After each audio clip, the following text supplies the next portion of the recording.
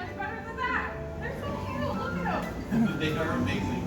Very well adapted to do what they need to do. You know, we take care of a whole variety of birds that you would find all over the world, each with their own adaptation that makes them very unique and good at what they need to do out in the wild to survive and to thrive, right? Yeah. And we've got a beautiful bird that's going to be joining us next out of that window right over there. This is a really, really cool bird whose name is Miles.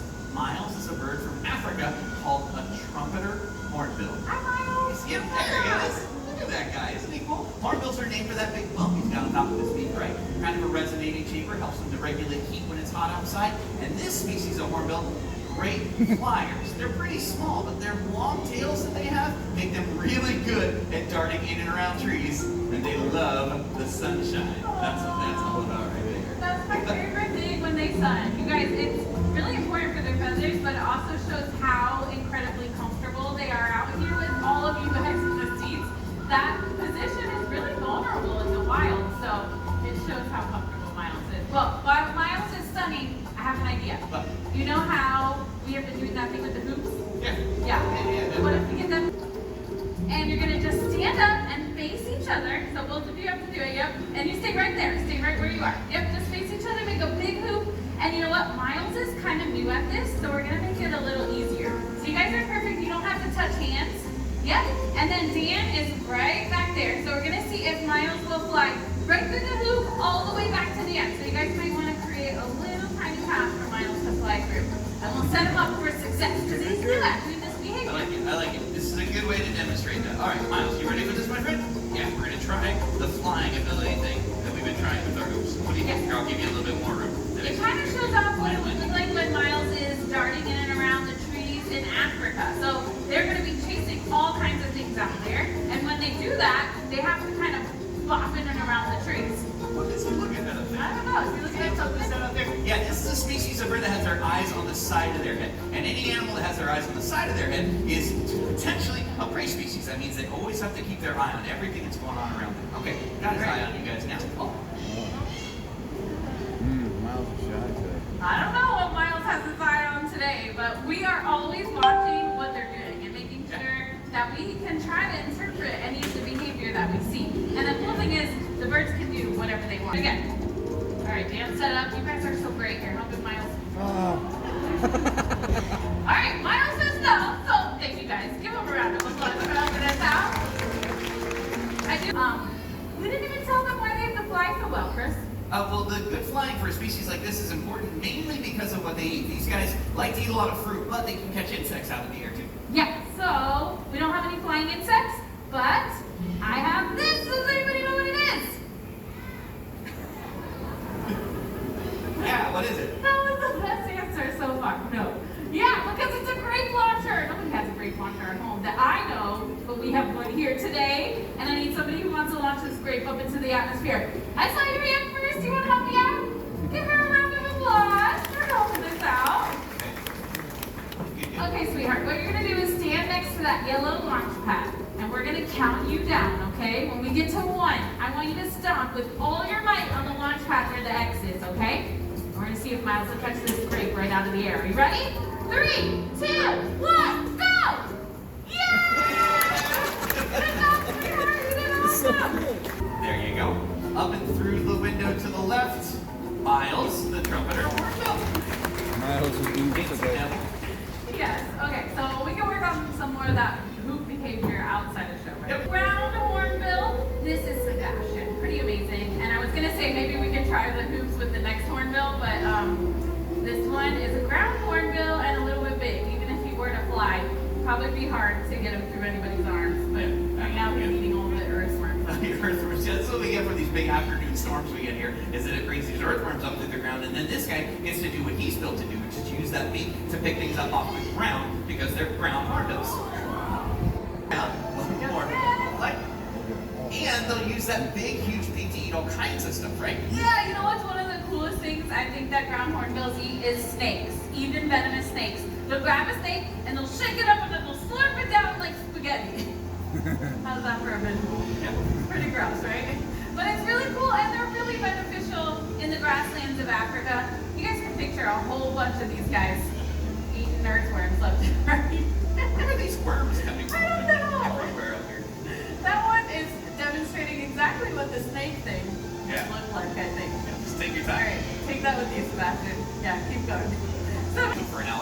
amazing, right? They are some of the most incredible predators of the entire avian world. I mean, these guys are such good hunters, right? I mean, they've got great eyesight. They are... What? Chickens.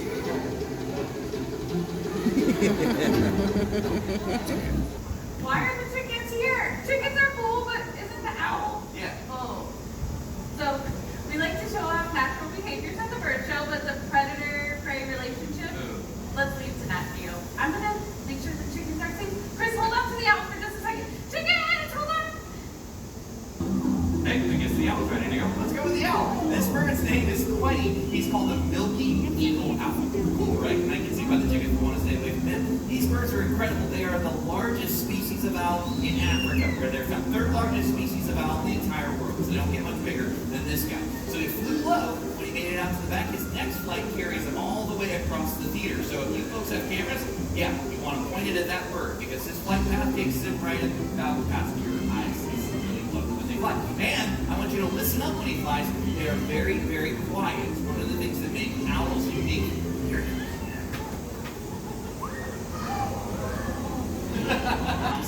Like that.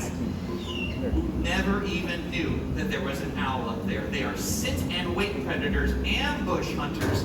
Really good adaptation for them to have. Buddy, you are incredible. You did a great job. One more treat. Buddy, the milky eagle owl. Amazing. Nice one here. That reminds me of the rodent problem we had. Would you like to come and do Yeah. Sounds amazing. It is amazing. But when our owls move in, the rodent problem Mary's talking about, the rodents move out. Yeah, but they were literally everywhere when you guys were here. But don't worry, don't worry. I think it is safe to say that the rat problem is behind us now. Hi, Vixen. Vixen is a collared raven you would find in Africa. And they've done these cool research experiments and studies on ravens where they show that they're good at problem solving and at tool use. It'd be a great time to talk about how the birds learn. How the birds learn. Well, here's how we work with all of our animals, guys. Every time the birds do something out here we like, we want to make sure they get something they like, right? It increases the likelihood. Oh, that's it. Hey! Why are you giving him a treat for untying him? I liked it. You liked it? Yeah. What was I talking about? Okay, yeah, so the animals can do anything they want to while they're out here. Literally anything. Free flight of bird show. There's no ceiling on this theater. So, in order for them to do this stuff over and over, seriously? Chris.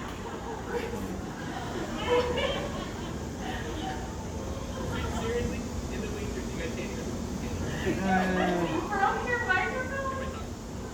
Wait, Madison, is it our sound tech? Nothing. I don't think that's ever happened. It's Disneyland. Okay, what do we do? What do we do? What do we do? Oh, back up. Oh, good. Okay. Maybe somebody. What do you mean you'll check? Wait, can somebody else bring it? I don't know what's Oh, man. next. Oh. Bye. Okay, let me see if somebody can break out Molly and Gabby. Hey, Lucy! Do you think, or Flannery, do you think you could bring out Molly and Gabby a little bit early? Yeah, if you could now, that'd be good. Well, Chris, try to find the backup microphone. Okay, it's fine, because you know what? Molly and Gabby are really cool. You guys are gonna love these two parrots. Now, parrots, they have the ability to mimic sounds in their environment, but it might surprise to hear you that most parrots, they never ever learn to copy or mimic any sounds at all. So I don't want anybody to see these two girls and rush out to the pet store thinking you're gonna find parrots like this. Doesn't exist. But these two are the coolest talking parrots I have ever met. And Lucy, she works really closely with Molly and Gabby, so I'm gonna let her tell you all about them. Oh, thanks, Ari. Hi, guys. Like Ari said, my name is Lucy, and I have two very special little parrots with me, and you told them how they can mimic, right? Yes. Yeah, okay, let's show off a little bit. How about first things first? Hello. Yeah, hello. Hello. Good job. Nice little greeting. And then maybe some introductions as well. This one closest to me is a yellow-naped Amazon. This is Molly. Good job. And what's your name? Gabriella. Gabriella, Gabby for short. Yeah, it's pretty cute. But they know a ton of other stuff. Let's see if they want to show off a little bit more. What do you guys think? What do you want to show off this morning? The sound of silence. That's my favorite one. How about, can you call the kitty? Meow. Aw.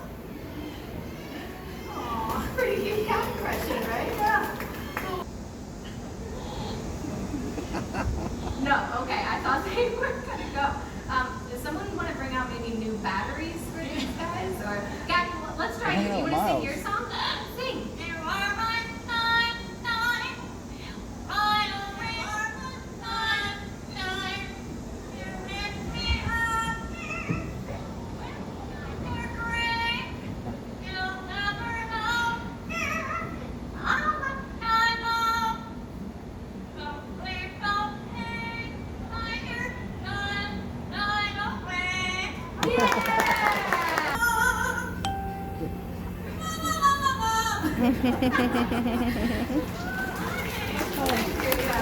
to sing about the farm? You want to sing Old MacDonald? No? Molly, hello? Hello? Okay, we're back. Do you want to sing about the farm?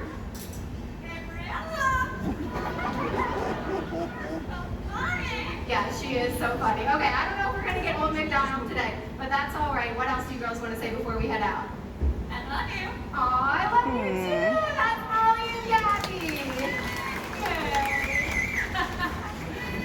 You guys, the birds, they just do whatever you want. So if you come to a later show, it'll be totally different. It's up to the birds. But you know what? Like I said, these two are really 2 in a million. You're not going to find another parrot quite like Molly You or guys hear Gabby.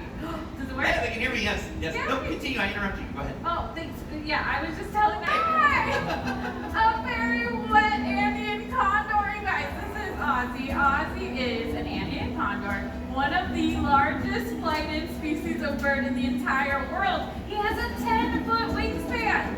Ooh, yeah, he's cool. Condors are amazing, not just because they're big, but because of their relatives. They're actually the largest of all the vulture species. Yeah.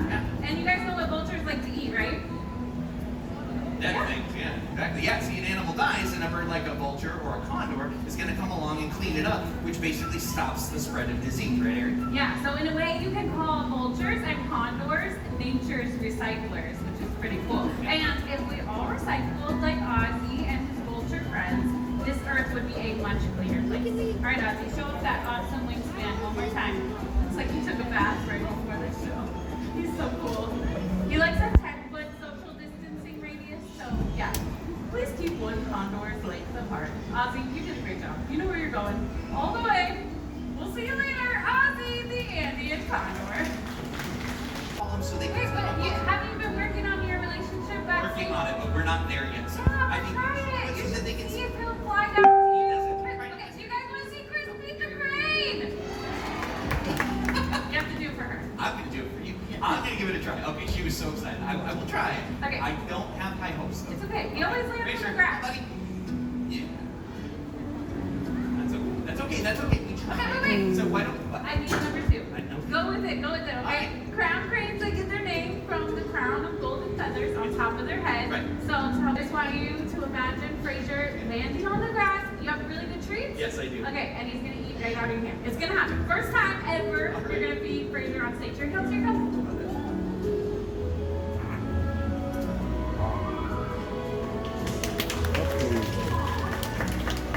This is awesome. No way. I can't. Do you think it was the hat? No. No. Why am I wearing this? Because you look awesome, Chris. He looks great, right? You're a good sport. No, it was because you've been working so hard on your relationship with the crane. There you go. That was impressive. Fraser Crane, everybody. The bald eagle. Thanks, guys. Ladies and gentlemen, this is Hope. Now, Hope is a living symbol of one of the greatest conservation success stories of our time. It wasn't that long ago when their numbers had dropped so low, so fast that a lot of people thought future generations might not get a chance to see a bird like her out in the wild. But an incredible thing happened. People took action. We cleaned up the waterways where they fish, and we stopped using chemical pesticides like DDT. That was one of the reasons for their decline. Okay, so what you're saying is that people, just like everybody here today, played a part in bringing the bald eagle back from the brink of extinction. That is exactly right. See, everybody's efforts had such a big impact that the bald eagle was taken off the endangered species list. A little bird called a blue-throated macaw. These birds are very special. They're one of the rarest species of macaw in the world. They're only found in Bolivia, where there's less than 200 of these birds left in the wild. Yeah, the number probably sounds shocking, but it's not all bad news. We are working with an amazing organization called the World Parrot Trust in hopes to release blue-throated macaws to wild places so they can join up with their wild counterparts and hopefully we can see skies just filled with blue-throated macaws. That would be an awesome sight. But guys, there are still so many other stories of so many species yet to be told. Like this guy, for example. That's a harpy eagle, one of the largest predators in the sky. There's a little Turako hanging out on stage too. Look at that. Wow. You know what? So many cool birds. You guys, go outside, appreciate nature, and create your own stories. Find your own favorite animals. Absolutely. So guys, on behalf of all of the birds up here, especially the feathered ones that are joining us right now, we want to leave you all with this wish. May your hearts take flight and your spirits soar